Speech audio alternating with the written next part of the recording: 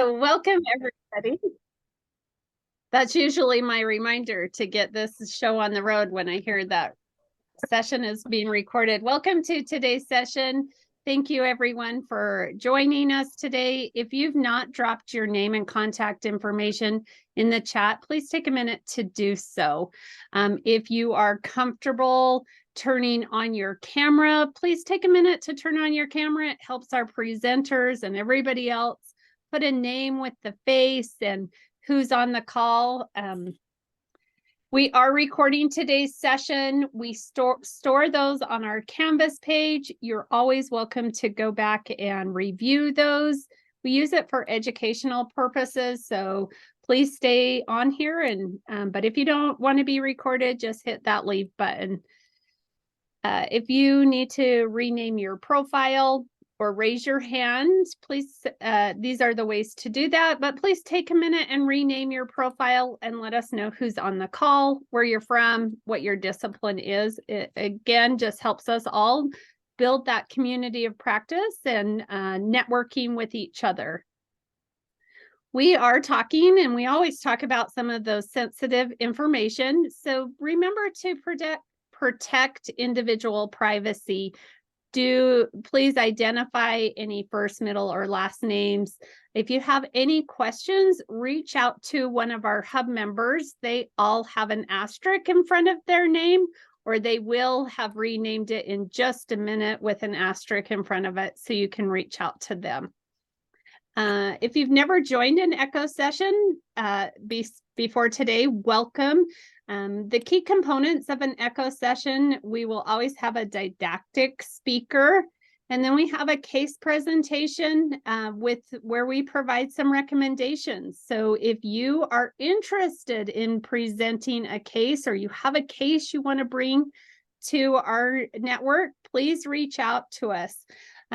It's really important or helpful to know who's on that call and who we can reach out to when we have other questions.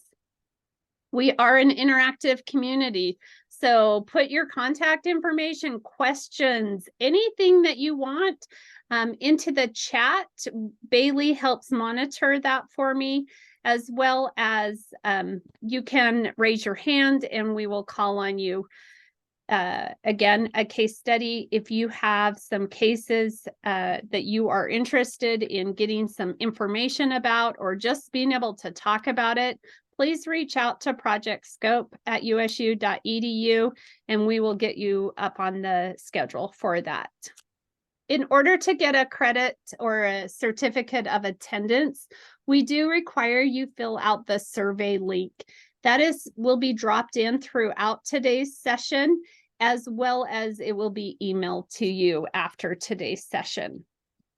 We do have a Canvas page where we store all of the information. Any recommendations that are provided for the case are also stored on there. So if you ever want to go back and review, or you want to know what everybody else said about the case, you can go back to our Canvas page and get that.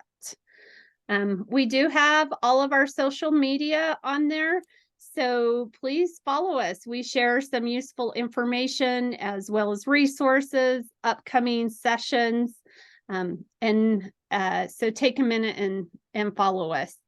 Our next session will be on November 8th, and we will be talking about the Safe Baby Court.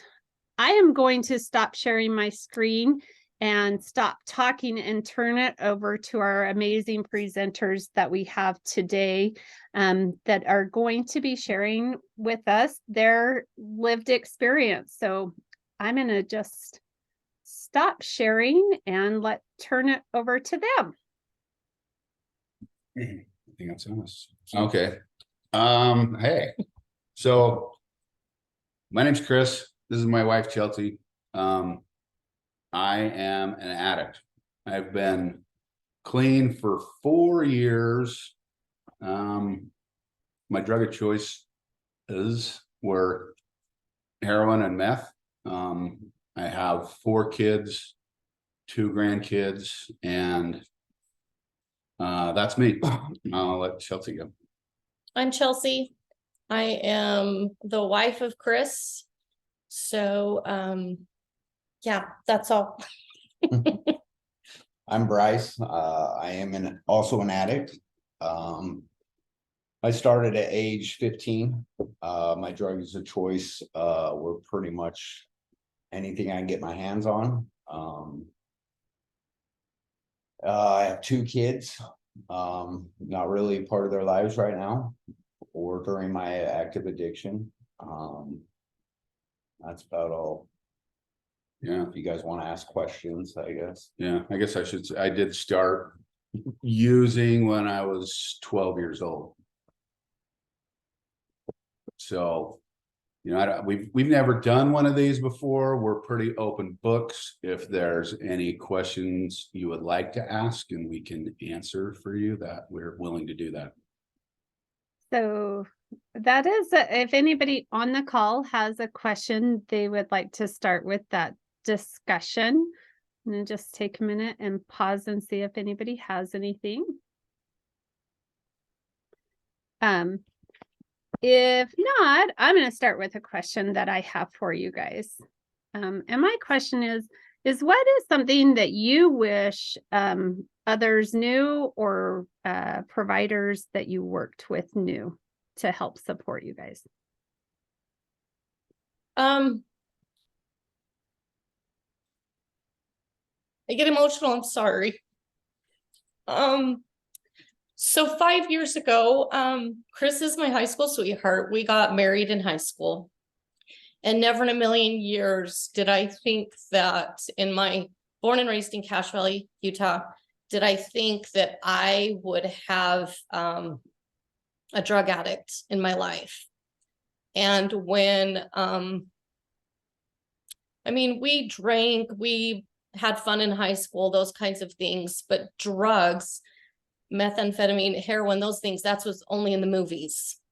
So 5 years ago, when I found out that my husband, my best friend, was sticking needles in his arms, I was like, no, that's not true. That's not right. I live this perfect little life. That can't be happening. And, but it was. And what I wish I knew,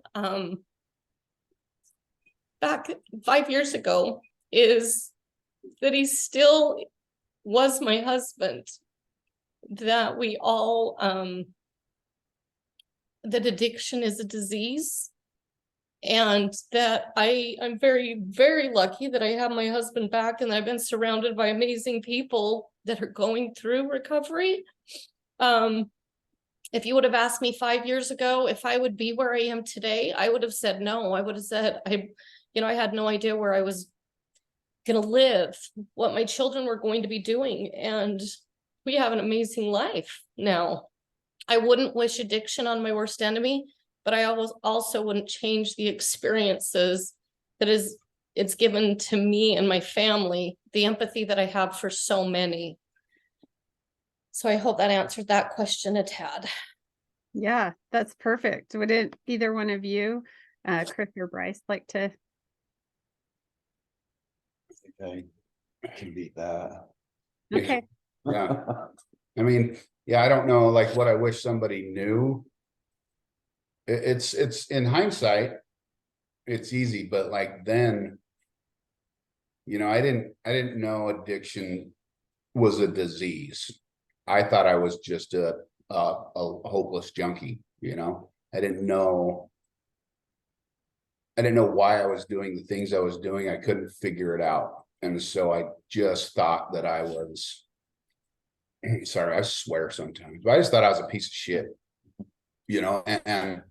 and through my journey, I've come to, in my opinion and my experience, believe that it's a disease, because I would do things that I thought I would never do. Like I never thought I was gonna grow up and so and be a heroin junkie at 35, 32, whatever years old. It wasn't like that was what I was doing when I was 12. I had just gotten to that point somehow. But I don't know, I guess, yeah, people need to have what I would, or people know that have some empathy, with with addicts, because when you're controlled by drugs, when you're at that point where there's no turning back, you're not enjoying yourself and you're not liking what you do. Like, you're not doing that for fun. You're doing it because you have no other, there's no other choice for you. That's the only choice you can make. Yeah. So there was a question that kind of follows up on that is, how did you get sober? Well, for me, it was pretty easy. I got arrested. Well, I went to the hospital for a little bit. 'Cause my arrest was a little too crazy, but jail time, a lot of jail time that saved my life, really, because I couldn't do it. I'd been through rehabs, I'd been through counseling, all that stuff, and I just couldn't get clean. And so being locked up for the 6 months that I got changed my whole life. They had meetings come in there and I was in counseling there, but to isolate me from drugs helped me drastically. And for me, I didn't go to jail. I should have went to jail a million times, but it's not part of my story. Like I said before, I hated the person I was. I hated the dad I was. I hated the husband I was. And I was about to lose all that. I could see that was my life that I had was going to go away, And so I did go to. I tried tapers off heroin, where I'd go to the doctor and get Suboxone or Subutex every day. That didn't work. I've been to detoxes. I did go to rehab for 30 days, and just like what jail did for Bryce, rehab did for me. I got taken away from the life that I was living for long enough to have a clear head, to think a little bit and say, wow, where am I going? What can I do? And the sad thing about that, my story is, when I left rehab 30 days in, I swore up and down that you couldn't make me use another drug as long as I lived. And within 24 hours after I left rehab, I was high again. And so I needed more support out of rehab. Rehab was great for what it was, but I still didn't know how to live without drugs. And luckily, the rehab that I went to, I'm very grateful for, because they introduced me to 12-step program. Whether we went to AA a lot, now I'm a full-blown member of Narcotics Anonymous. And so I knew after rehab where I could go, where I could get support, where there was other people that had been through the same things I'd been through and that understood what's going on in this head of mine. And so I attribute me being clean 100% to Narcotics Anonymous and the 12 steps. I think a good point that Chris said, I also, and my family as well, thought Chris finally going to rehab, he was going to be instantly fixed. That, 2 weeks in, we were able to go visit him on Sundays, if you will. And we could see the light coming back in his life and his eyes. And so in our minds, yeah, he's going to be instantly fixed when he gets out. 30 days later, we're going to drive home and life's going to be back to normal. And I think that's something that needs to be talked about and discussed a lot more, is that's not the truth. Once you are an addict, once you are a family member of an addict, it's a lifelong process. Because we as the family needed support as well. And it took about 2 years, because like I said, we thought he was instantly fixed, and within 24 hours he had used again. But I couldn't understand why. I didn't have that support system. I had my children, thank God, because that's what kept me alive. My children were a little older. But I didn't have people to talk to. I was fortunate, I couldn't talk to people, didn't understand, like they both have said, what was going on in my head, of how was, my best friend using drugs. I don't get that. So the support systems are very, an addict, a family member, that has been affected by substance abuse, everyone needs support. And we're very fortunate that there are those options in our area. Because I didn't have anywhere to turn. I didn't have anybody to talk to understand what was going on. And now I do have that. Awesome. Another question is in there is, how were you first introduced to the drugs, to your drugs of choice? And how were they accessible to you at such young ages? Funny. That's a question. So kids, that's no, asked. so we do this, we do panels in the high schools in the valley. And it always blows teachers and some students' minds, but you could walk into any, there's drugs in every high school in the Or every country, town. period. Like they're available. You find the right crowd and you can get drugs. You know, when I was 12 and I started with cigarettes, and then I started with beer, and then marijuana, and then meth. Like I didn't do heroin until I was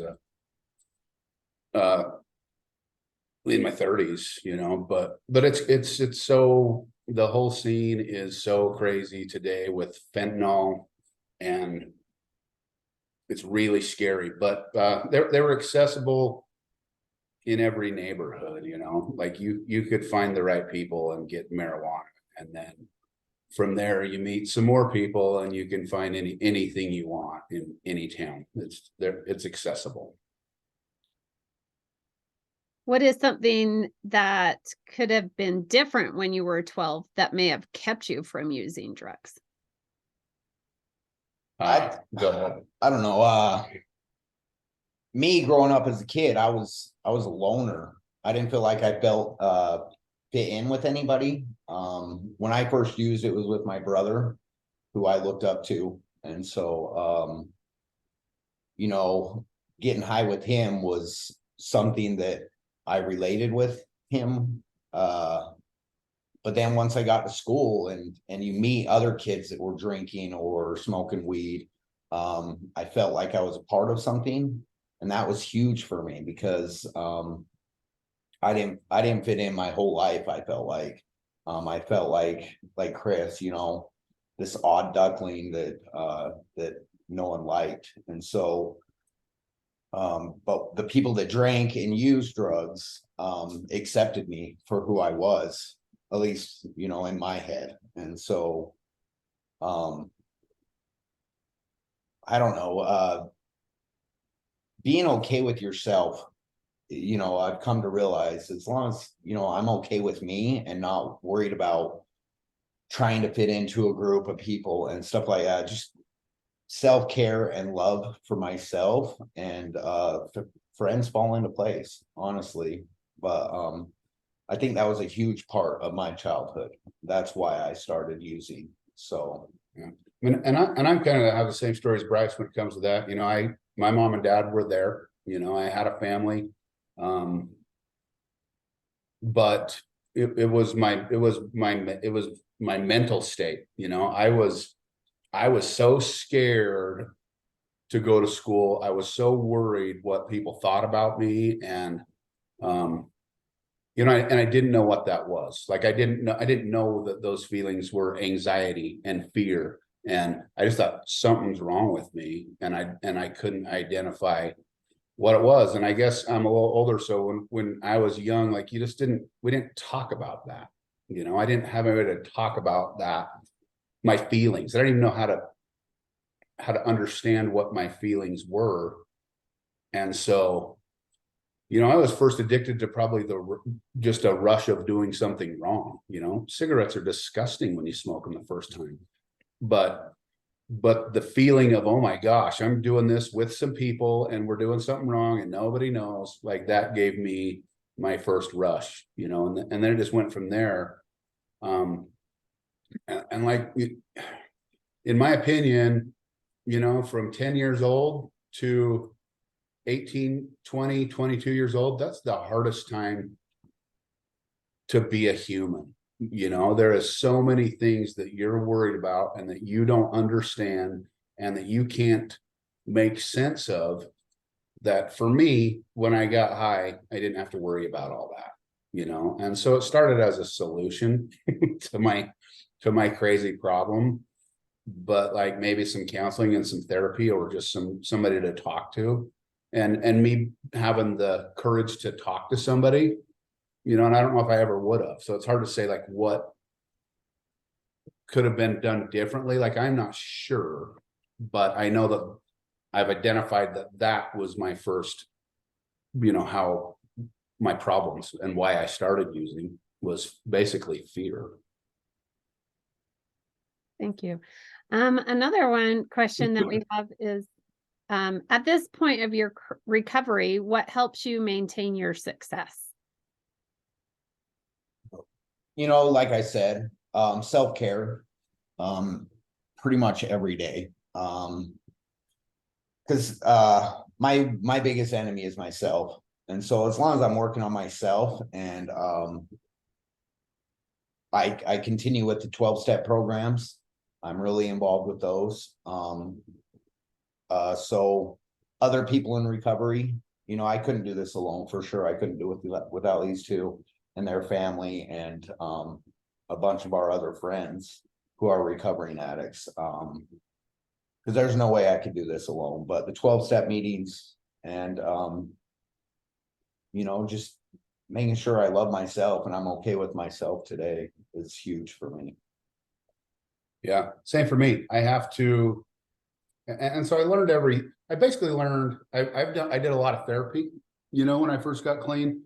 I went to a therapist, and I also went, and I still am. So the 12-step meetings, I'm a member of Narcotics Anonymous. I go multiple times a week to meetings. I stay involved in trying to help other addicts. Like I've mentioned, we do these panels in the high schools. But I have to identify my feelings and what I can do about them, and I learned that through the 12 steps of Narcotics Anonymous or Alcoholics Anonymous. But yeah, I have to be okay with myself. And self-care was a foreign word to me not many years, a few years ago, and I didn't understand it. And I didn't understand how to love, people like, I love myself. And I'm like, that is so weird to me to ever say I love myself, but I had to learn to be okay with who I am. And if I live a life with some dignity and some I can't think of the word right now, but if I know I'm living my life and not doing terrible things, and I'm doing good things, then I can love myself, and I can be okay with who I am, and I can really not worry about what others think of me, and that was my biggest problem, is fear of what others think. But at this point, and I always used to say, I don't care what anybody thinks of me, but that was my ego. I was hidden behind an ego. It wasn't true. It was what I wanted everybody to think. But I've learned how to really not care about what people think of me. Obviously I want, and that's just, I do that in how I live my life today compared to before. But I have to stay involved with other recovering addicts to stay clean. In our family, our youngest right now, so we have 4 children. Our youngest is 17. He is in high school, but we're a very close family. But what we've learned throughout this is we are an open book in our family. We talk about everything. Sometimes our married children, we don't need to hear some of their things, but we do. We talk about everything. And that's something that we learned. Yes, we've been through many therapy sessions, and our kids, and I think this is geared more to younger kids, this panel, but kids know everything. Even when you're, drinking in the closet, when mom and dad only fight when the kids aren't around or whatever, that is something that was very, very, I think, a slap in the face to Chris and I, as they knew every single thing that was going on in our lives, even though, I was trying to cover up for Chris, staying up so that when he passed out or fell asleep, I could grab everything and hide it. And that's what affected our kids the very most, was the lies that we not intentionally were telling them, but showing in my actions. They knew that their dad was using drugs and drinking. They knew that I was covering for him. And so those are some of the things that we really have opened up and talk very openly on any avenue of life with our family. And that's something that I would suggest, is just being very open with the families that are affected.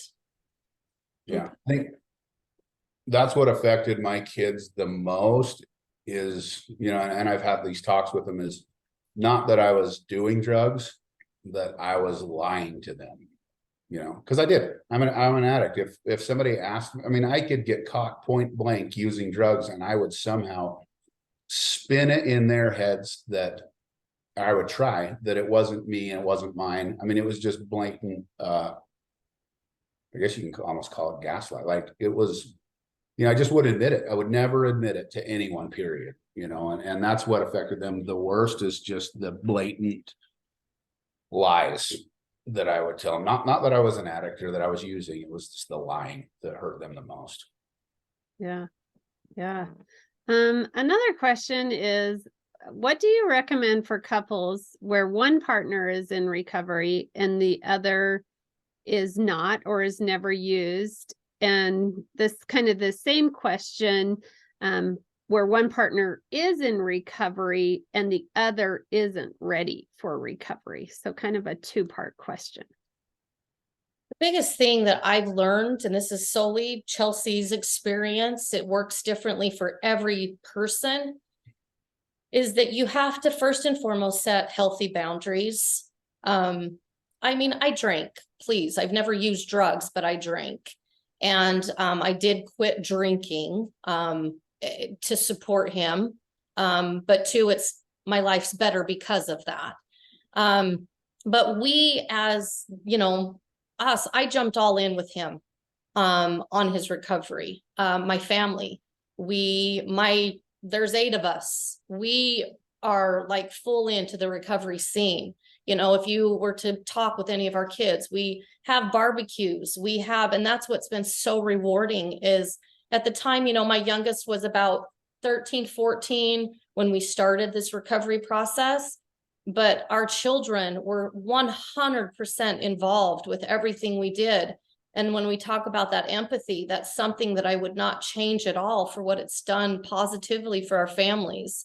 Is, you know, never in a million years did I think that I would allow someone smoking a cigarette in my front yard. Never in a million years would someone be able to drop the F-bomb in front of my babies. Do you know what I mean? And now, by all means, I don't love it, but I would much rather have this guy in my corner than, you know, my next door neighbor that's this perfect supposed human being, because I know what it's done. It saved my family recovery, and having that opportunity to have support. You know, our families live in Cache Valley, our blood families, but being able, I know for a fact that I could call any of the recovery family and they would drop everything and be there within 10 minutes. I mean, we're in Arizona right now on vacation, and we've gone, a family fed us, you know, we visited friends in the recovery world, and it's something that is so hard to describe, but you have to, it worked best for us jumping in and supporting Chris on his recovery journey with healthy boundaries. Which isn't the case most of the time. Like, our story's not, me and Chelsea's is not the normal. Like, I'm very lucky. But, you know, talking about the addict, if an addict is ready for recovery, you have to put that first, you know, and it sounds awful, and it sounded awful when I heard it. Like, I had to put my recovery in front of even my family and my kids, you know, and that's hard for people to do because most couples have a pretty unhealthy relationship. If one's using and one isn't, they're very codependent on each other, and that's a whole nother issue that they have to work through. But you know, an addict that wants to get clean has to be 100% committed and put that in front of everything.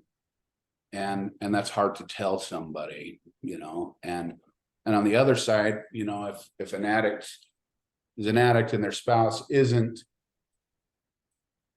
you know, so the addict starts going to meetings and starts getting a bunch of new friends and starts hanging out with these new people, which they need to, and they have to, if they want to stay clean. But the spouse is like, what about me? I'm the one that's dealt with you for all these years, and now you're still ditching me, and you're you know, you got this new group of people. So I guess I'm not really giving you any answers. It's just, it's a very hard thing, but that addict has to do what they have to do to get clean. And if they're real lucky, their spouse will support them through that and let them do what they need to do to get clean. And it's hard because you can't, like, drugs ruined my marriage. I'm divorced.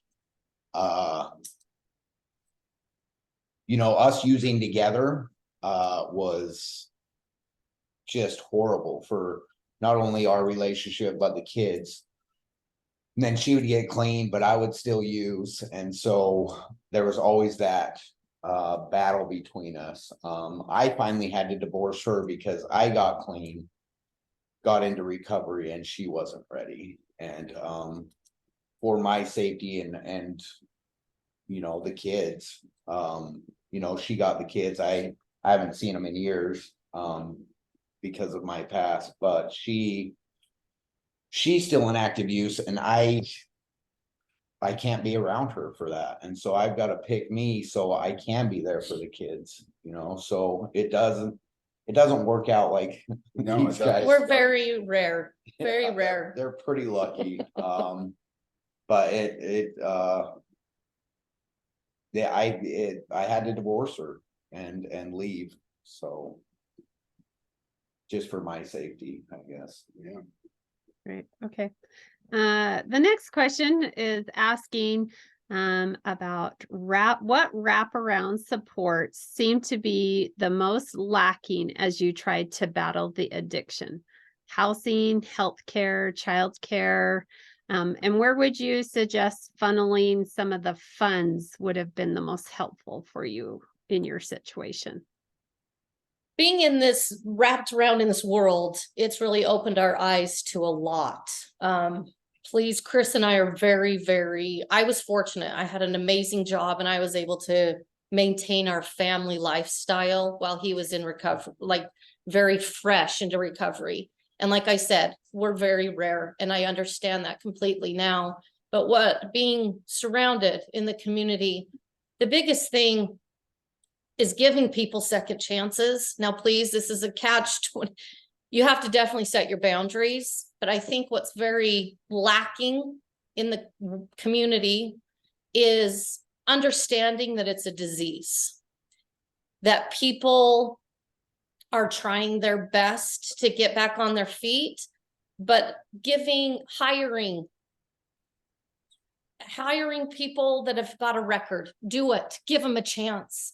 Housing is horrible. You know, I am in that realm of real estate, and people can't find a house just because they have a record. Now, please, I understand boundaries, but give people chances. Housing is huge, and employment.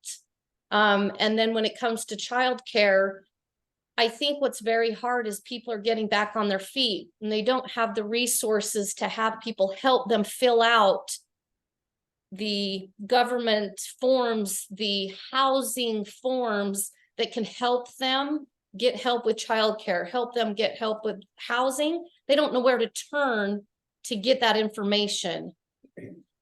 That would be. I think, excuse me, housing's huge. just to get an apartment. I know so many people that work, I don't know, 30 hours a week, just trying to find a house, find an apartment, and they can never get one.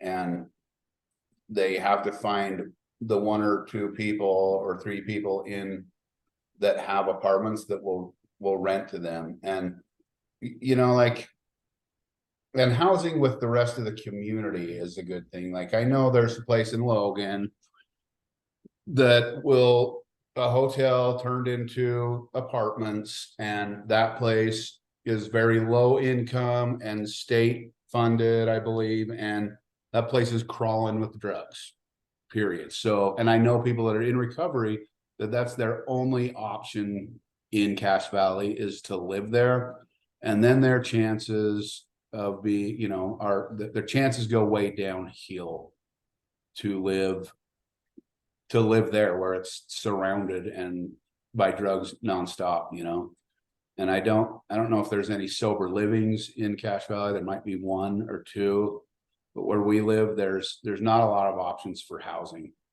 And when you're pretty fresh and you got a job and you only make so much money, you get pretty discouraged that you can't find a place to live. And so that makes it that much harder, because jobs are a thing, but it seems like people can get a job a lot easier than they can get an apartment, even if they can pay for it. It's just qualifying with, if they have a felony, if they have a drug charge, the background check just disqualifies them. And so housing's a huge thing, I believe.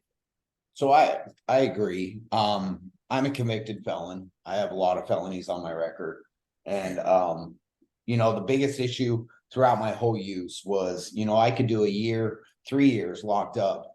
But the day I get out, having nowhere to go because I had lost everything, that was the hardest part. Quick housing for people being released was huge for me, because that's what always took me back out to using again. I'd get out and try my hardest to stay clean, but couldn't get help with any kind of housing or any help at all because of my past charges. And so I'd go right back to the game and just so I could survive. So I agree with them. Housing's huge, And it's educating the public. Addiction is a very, very rampant issue in the world, but educating the public that people can change, giving people that second, sometimes even third, fourth opportunity to showcase that they have changed and that working on themselves, because it's a stigma that is very hard for the community to wrap their head around, because there's so much negativity towards the word substance abuse or addiction. And that's why we're so open to talk about it. Yeah. So that kind of leads really well to this next question, is that, as I mentioned, some of us are early intervention providers and go into the home. So do you have any advice for us on how to deal with and talk about substance abuse without sounding judgmental? I think it's really hard. I'm not gonna lie, it took me Chris and I are self-employed and business owners in the area. And it was very hard for me to admit that my husband was a drug addict. It took me almost 1.5 years to maybe full 2 years to state, you know what, I'm married to an addict and I'm okay with it. I talk my profession in recovery. That's seriously what I do. Because I was in a place, we live in Cache Valley, this little bubble. If people know that that's what my husband's doing, I'm not going to get work. But it's just knowing that they're human, talking to them, sharing with them that there's help for not just the addict, but also for the family members. I think that's something I wish somebody would have told me, is it's just not him. that needs the support. I needed it as well. See, here's the hard thing is an addict.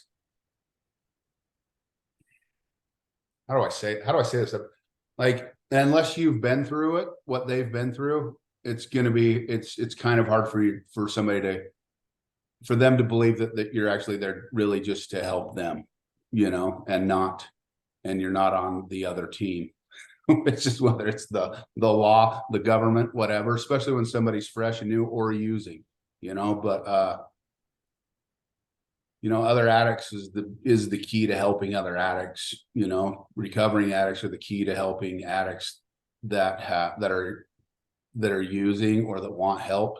And I don't know what agencies or where you guys are all from, but I don't know. Take another addict with you, is honestly my, take somebody that's been through what they've been through, that it's there to support them, because it's especially if they're not completely ready for help, it's hard to trust somebody that has, I don't want you to sound like a jerk, but that has no idea what they're really going through, that's never felt what they're feeling, and think the way that they think, because it is a disease. It's a thinking disease, and it's a mental disease, and really hard for somebody that doesn't know what they're going through to relate with them. But that's what they need, is to be related to and to feel comfortable. So I don't know if that helped. That's my opinion. Great. Bryce, did you have any comments or? Well, I don't know, the word offending stuck out to me. Like, I think it'd be impossible not to. I mean, people can take whatever you say the wrong way, no matter what. And like when I was in active addiction, I could get offended pretty easily if you were implying something, or but even if I was clean and you worded something wrong, like I don't know how to say it. I can take offense pretty easy. Addiction is a touchy subject, and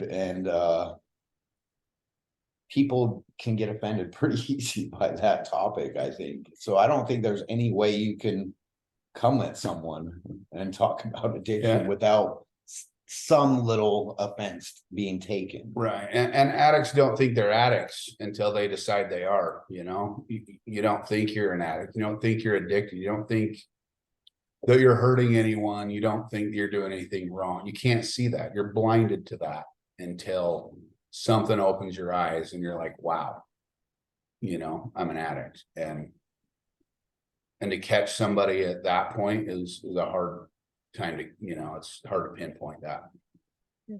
I wish I had awesome answers that could, if I knew the answers that would help people, I would just do it. If I could just make people got what I got, I would do it every day. That's all I would do, but it's so hard, but I appreciate the support that there is now compared to, I think it's getting better. I think it's getting better for people now because of stuff like this. Okay. I'm going to ask one more question in the chat, and then I'll go to you, Pat. Is how has addiction impacted your children? And your thoughts about it? I'll go. So I put my kids through a living hell. I know that. Like, my kids were not too young to know what was going on. They were 13 to 20, 21, and I'm sure the fear that they had was unbearable, and like I said, I didn't know I was doing that to my kids. I thought I was just hurting myself, and they lived in fear every single day. I mean, there was times my 12-year-old was in the driveway begging me not to leave. Please, Dad, just stay. And I just left him. I left him there. And I get to deal with that. And so it was hard, and they had to go to school with this huge problem at home. And and keep it hidden, and so I'm sure, like I said at the beginning, like I can't tell you exactly how they feel. I just can look back and know what I did. But one thing positive that it's done for my kids is they don't judge people anymore. They're very empathetic to everybody. It was a couple months ago. We're driving down the street and there's a homeless guy holding a sign. And my youngest son said, "Hey, I know him from somewhere. I think he's been to our house." And that's the positive that I can see that it did to my family. If addiction did anything positive, which it's all mostly negative, but it taught them that people are people, and my kids give people the benefit of the doubt, no matter what they are and who they are, and so that's neat. But that's that's me coming out of addiction. That's me being in recovery. That's not me being in addiction, because me being in my active addiction, there was no positive to that. But recovery is a beautiful thing, and it's a beautiful thing for the whole family. And there's been counselors that have told or therapists that have told my kids what a pile of crap I was at one point, and that my wife should leave me and they should boot me out, and which is fair, which I understand now, like, because the person that I was, they probably should have, but they gave me a chance, and I'm so grateful now, because I have my family and my kids are who they are. So I don't know if that answered your question, or maybe I just rambled on. No, I think that was great. I don't know if anybody, Chelsea or Bryce, if you want to add to that. I couldn't tell you how it affected my kids. I haven't really got to spend much time with my kids. I've done a lot of time locked up, probably 8.5 years altogether. And when I was out, their mom kept them from me. Even if I was doing good, like, I have 3.5 years clean and I haven't seen them in probably 3 years. I know it's affected them because they won't contact me or respond to me trying to reach out to them. But I couldn't answer for them. I know it has affected them though. One thing in our family too, with our kids going through hell, is it's made them, when they have friends, a lot of their friends, know of our family story, and their friends will come to us and have, hey, and we tread lightly. Will you talk to my parents? Or, so-and-so, we saw smoking marijuana the other day. Talk to him, Dad. And we're like, well, we can't do that. But it's brought their friends into our, if you will, knowing that it's a safe house. People can come. We have no judgment. And so I think that it's like Chris mentioned, on our children, our nieces, our nephews, it's a safe place that they can talk about anything and no judgment whatsoever. Yeah, that's awesome. Thank you. Pat, what was your question? Well, it's a multi question, as it always is. So there are some of us that are on here that get referred to families because the child has been prenatally exposed to drugs and are affected by that prenatal exposure. And I actually get to see the babies when they're born and brought to the NICU. And then I also get to follow the family into the home. And I think your one comment about needing like a segue for that family, like a representative who's been through what they've been through, I think is really, really important. I think as early interventionists, I think you don't come into this career without being empathetic and accepting. And we see the ramifications of prenatal exposure. And I think it's really, really important for the families that we're intervening with to know that we're walking with them, and that I really agree that they need representation. But I think it's so important that they understand that we want them to have their babies. We don't want their babies taken away from them. And so that I ask hard questions. You know, I've had a mom say to me who was on probation, about to get her kid taken. She says, well, I lost it. You know, I drank a thing of vodka the other day. And I said, well, did you call your sponsor? Did you, you're not going to tell me this stuff because I don't know how to support you.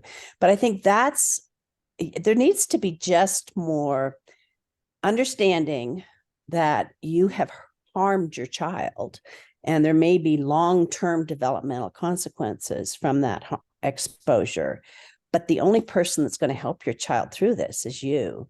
And so I guess I just want everybody to have it all open for discussion.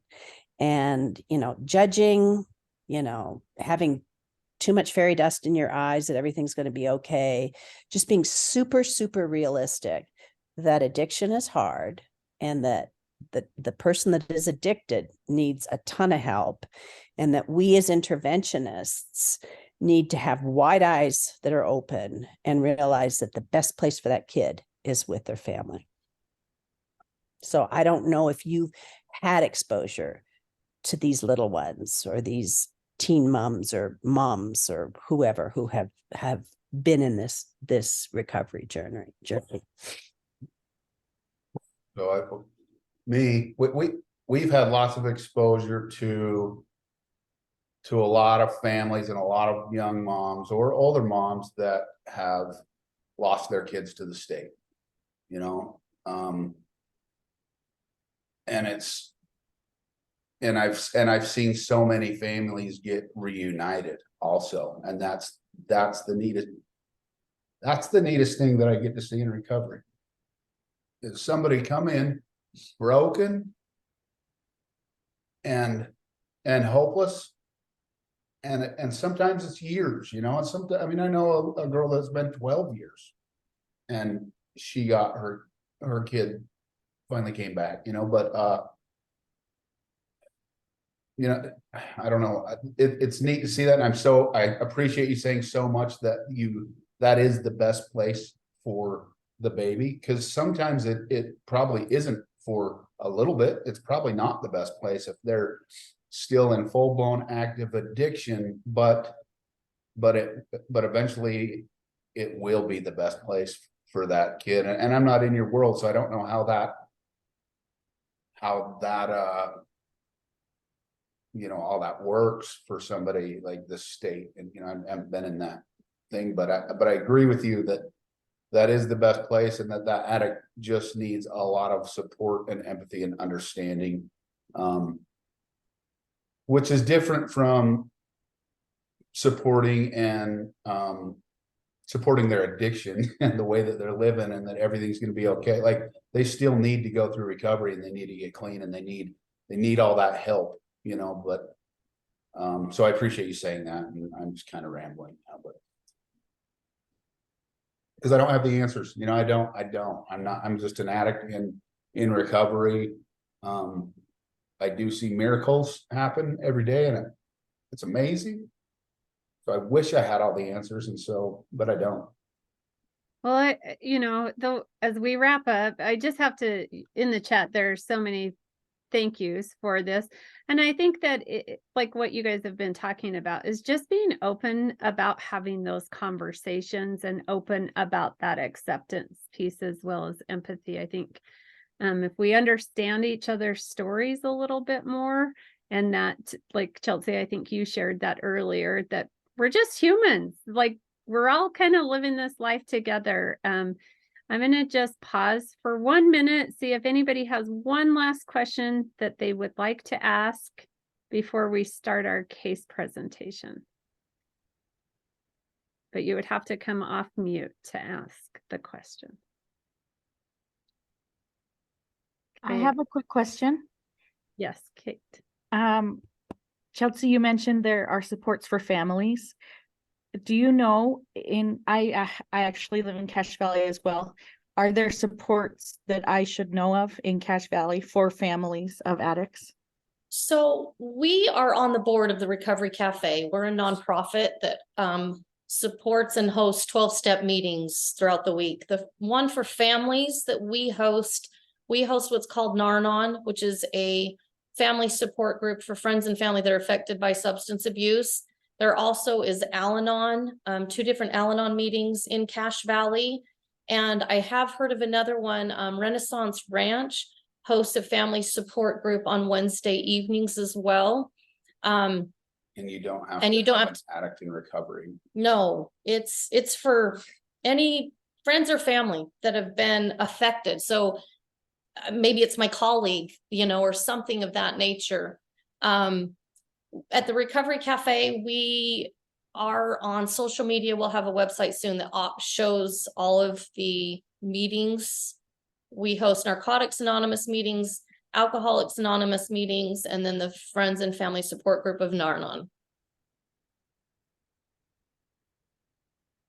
Well, thank you Thank you so again so much for sharing. Any last little bit of information that Chelsea, Chris, or Bryce want to make sure that we hear or know? I think we said it. I do appreciate that there is people working for and being on the side of addicts, because we do need that. It's a real thing, and it's getting crazier and it's getting worse out there. So thank you all. And thanks for letting us do this.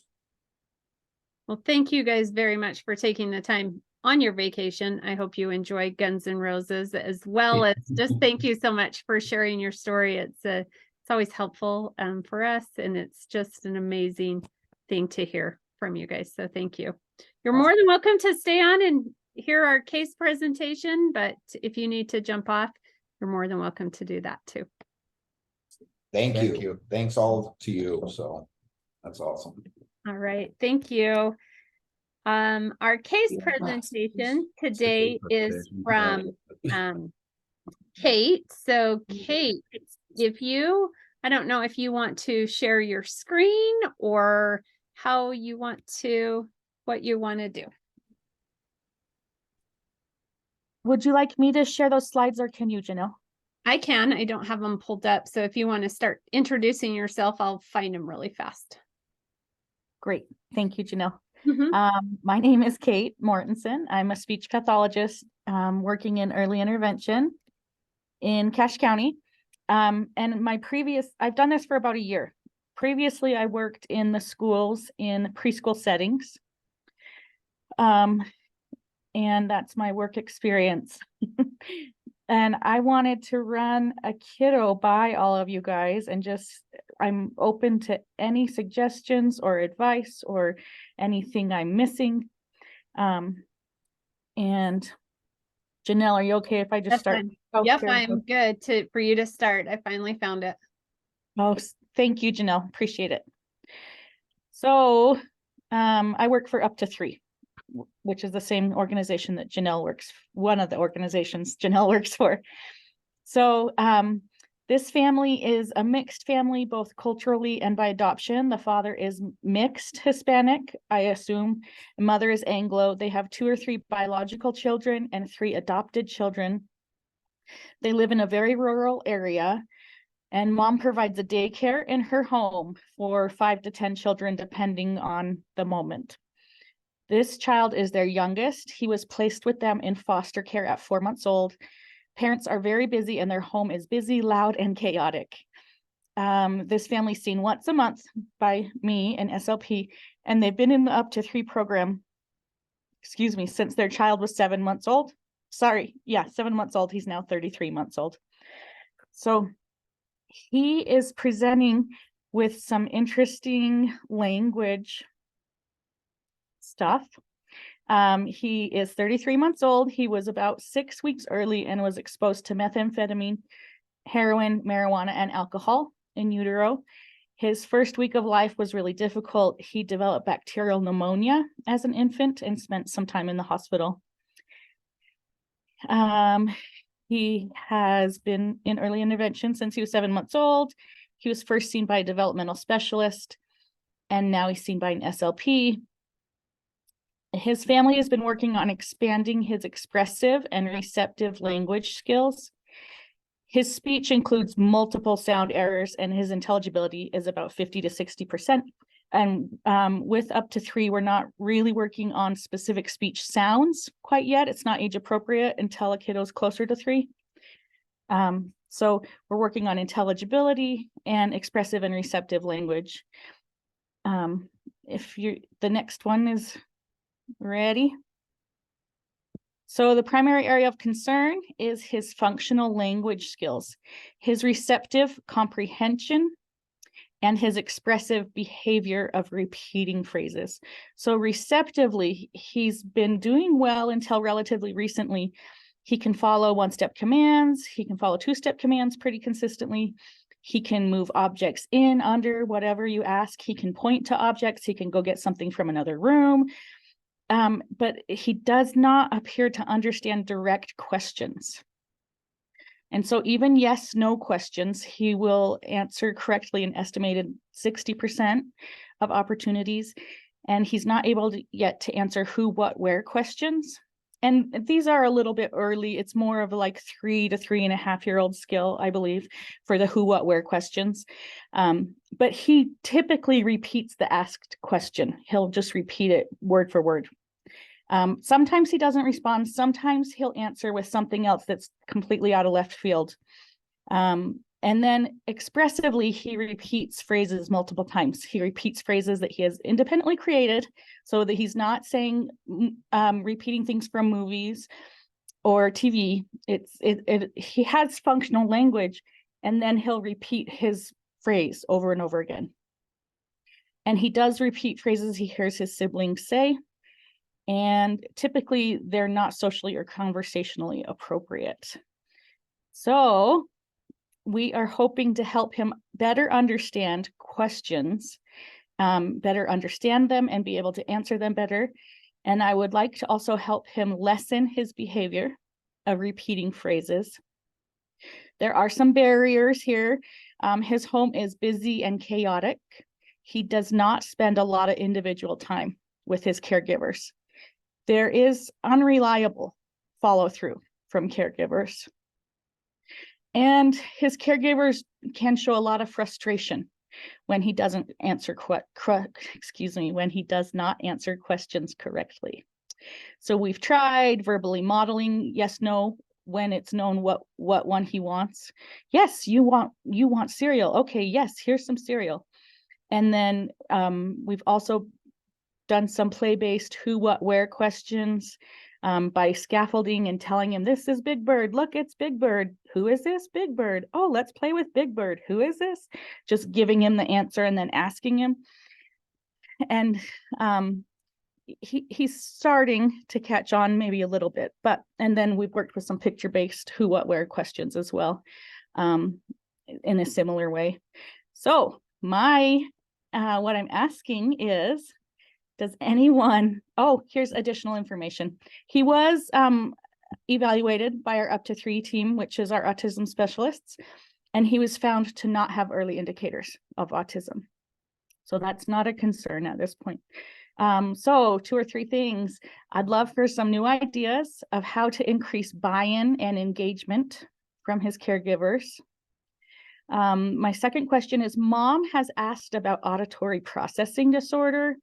What are your thoughts? I know there's some different opinions about auditory processing disorder and if it even exists and if it's, anyway, I would love thoughts. And do you feel like that repeating the phrases would align with auditory processing disorder? And then any suggestions or strategies about age-appropriate ways to build his ability to understand and answer direct questions? And also any ideas how to lessen his repetitions.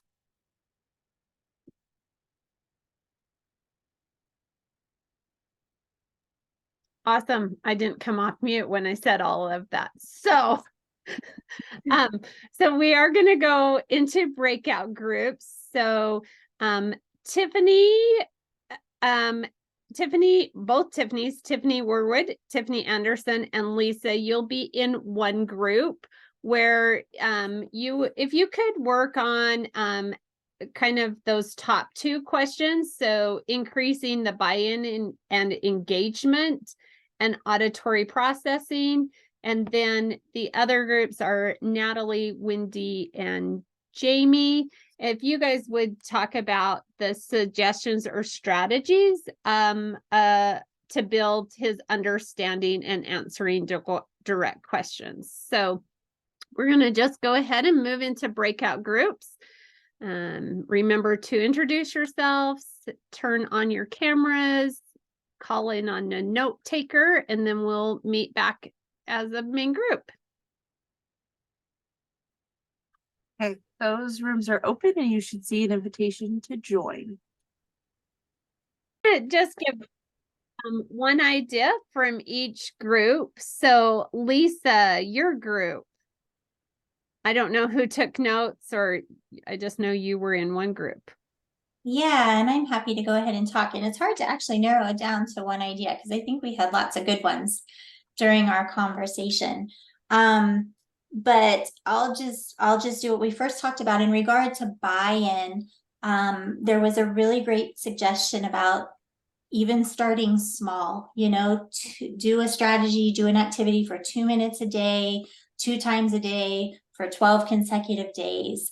And that's all you need to do it's going to build the relationship, and then have the conversation with the family about how not only is this going to support a win, hopefully for the little one, but also a win for you, because it's going to hopefully potentially make your days easier too, as the little one continues to make progress. So that was one of the suggestions that came out of our group. And it doesn't even have to be 5 minutes, it could be 2 minutes.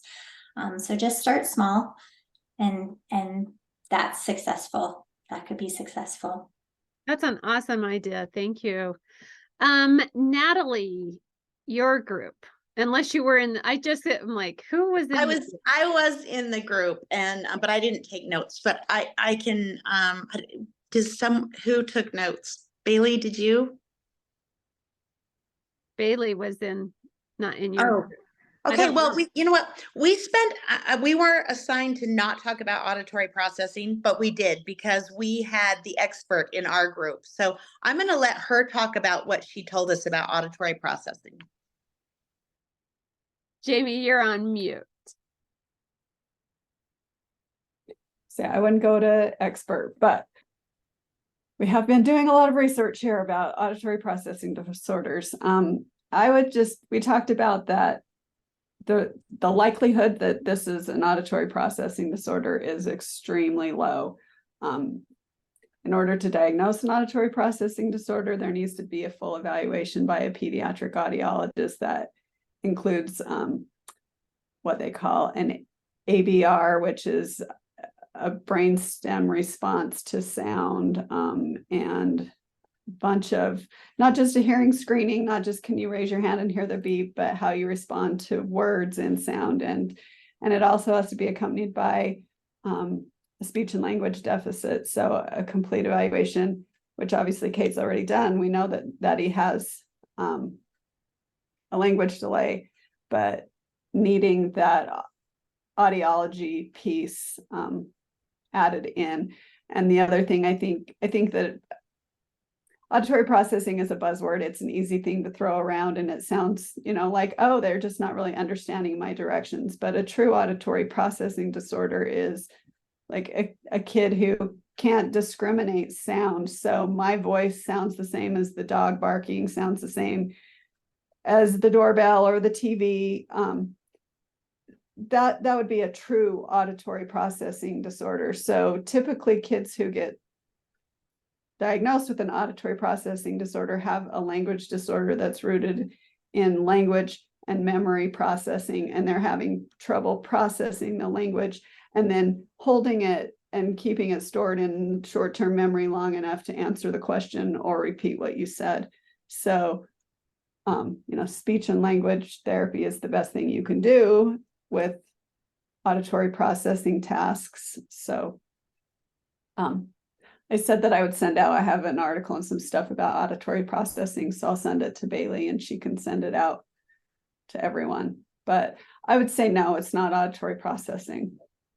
He's too little to put auditory processing on the table, I think. Well, great.